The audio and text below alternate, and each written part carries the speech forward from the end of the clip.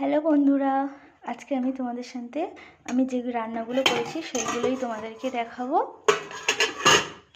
এদিকে করেছি চিংড়ি মাছ সর্ষে দিয়ে, কাঁচা চিংড়ি দিয়ে সর্ষে মাছ করেছি। এই যে এগুলো,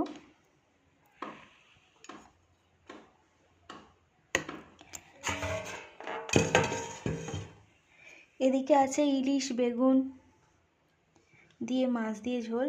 এই যে ইলিশ বেগুন মাছের ঝোল। এদিকে আছে শাপলা চিংড়ি দিয়ে করেছি শাপলা ভাজা।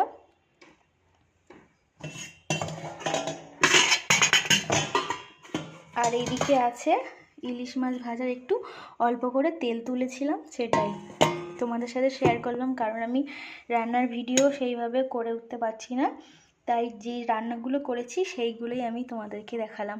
কেমন হয়েছে অবশ্যই জানিও। টাটা।